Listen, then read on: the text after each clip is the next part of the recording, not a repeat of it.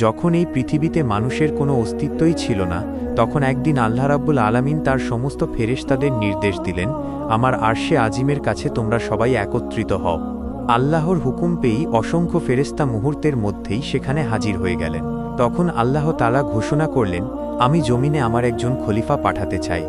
এই কথা শুনে ফেরেশতারা বিস্মিত হয়ে বললেন, হে আমাদের প্রতিপালক, আপনি কি এমন এক সৃষ্টি জমিনে আনবেন যারা সেখানে ফিতনা ফাসাদ করবে, রক্তপাত ঘটাবে? অথচ আমরা তো সর্বদা আপনার তাসবিহ ও ইবাদতেই নিয়োজিত থাকি, তাহলে নতুন খলিফার প্রয়োজন কেন? ফেরেশতাদের কথা শুনে আল্লাহ তাআলা শান্ত কণ্ঠে বললেন, আমি তা জানি যা তোমরা জানো না। কে আমার ইবাদত করবে আর কে অবাধ্য হবে, এই জ্ঞান একমাত্র আমার কাছেই রয়েছে। আমি তোমাদের সঙ্গে পরামর্শ চাইনি, শুধু জানিয়ে দিলাম। এই কথা শুনে ফেরেশতারা নিজেদের ভুল বুঝতে পারলেন এবং সঙ্গে সঙ্গে তওবা করে আল্লাহর কাছে ক্ষমা প্রার্থনা করলেন। এরপর আল্লাহ তাআলা চারজন মহান ফেরেশতাকে ডাকলেন, হযরত জিবরাইল, মিকাইল, ইসরাফিল ও আজরাইল আলাইহিমুসসালাম। প্রথমে আল্লাহ হযরত জিবরাইল কে বললেন, তুমি জমিনে যাও এবং সেখান থেকে এক মুঠো মাটি নিয়ে এসো। সেই মাটি থেকেই আমি আমার খলিফাকে সৃষ্টি করব। জিবরাইল জমিনে এসে মাটি তুলতে গেলেন, কিন্তু তখন সেই মাটি কেঁদে উঠল। আকুল কণ্ঠে বলল, হে জিবরাইল, আমাকে কোথায় নিয়ে যাচ্ছেন? অনুগ্রহ করে আমাকে ছেড়ে দিন, কারণ আমার থেকেই যে মানুষ সৃষ্টি হবে তারা আল্লাহর নাফরমানি করবে, আর সেই শাস্তির আগুন আমাকে সহ্য করতে হবে, যার শক্তি আমার নেই। মাটির এই করুণ আর্তনাদ শুনে জিবরাইল নরম হয়ে গেলেন এবং খালি হাতে ফিরে এসে সব কথা আল্লাহকে জানালেন।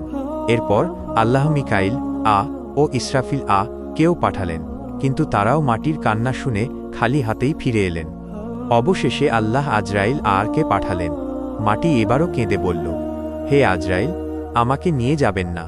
কিন্তু আজরাইল দৃঢ় কণ্ঠে বললেন, আমি আল্লাহর হুকুম অমান্য করতে পারি না। এই বলে তিনি মাটি তুলে নিলেন। আল্লাহ এতে অত্যন্ত সন্তুষ্ট হয়ে আজরাইল কে মানুষের রূহ কবজ করার দায়িত্ব দিলেন। তারপর আল্লাহর হুকুমে সেই মাটি মক্কার কাছে একটি পাহাড়ে রাখা হলো। বহু বছর ধরে বৃষ্টি ও রোদে তা প্রস্তুত হতে থাকল।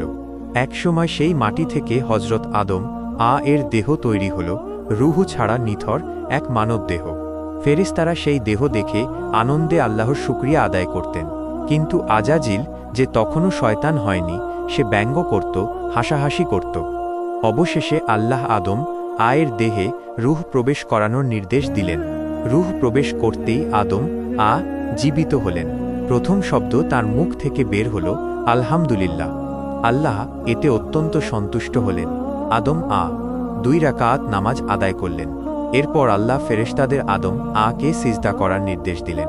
সবাই সিজদা করলেন, শুধু আজাজিল ছাড়া। অহংকার ভরে আজাজিল বলল, আমি আগুনের তৈরি আর আদম মাটির, আমি কেন তাকে সিজদা করব?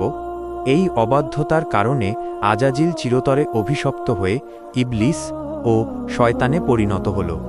এরপর আদম কে জান্নাতে রাখা হল, কিন্তু সমস্ত নিয়ামত থাকা সত্ত্বেও তিনি একাকিত্ব অনুভব করছিলেন। তখন আল্লাহ হাওয়া কে সৃষ্টি করলেন আদম এর পাঁজর থেকে। আদম ও হাওয়া এর নিকাহ সম্পন্ন হল, যার মহর ছিল প্রিয় নবী মুহাম্মদ এর উপর দরুদ পাঠ। আল্লাহ তাদের জান্নাতের সবকিছু উপভোগের অনুমতি দিলেন, শুধু একটি গাছের কাছে যেতে নিষেধ করলেন। কিন্তু শয়তান ধোঁকা দিয়ে হাওয়া এর মাধ্যমে সেই ফল খাওয়াল। ফল খাওয়ার সঙ্গে সঙ্গে তাদের নুরানি পোশাক খুলে গেল, তারা অনুতপ্ত হলেন। অবশেষে আল্লাহর হুকুমে আদম ও হাওয়া কে জান্নাত থেকে জমিনে পাঠানো হল। এভাবেই শুরু হলো মানবজাতির পরীক্ষা ও পৃথিবীর জীবন। ভিডিওটি যদি আপনার হৃদয় ছুঁয়ে থাকে, একটি লাইক দিন, শেয়ার করুন আর ইসলামী কাহিনী পেতে সাবস্ক্রাইব করুন।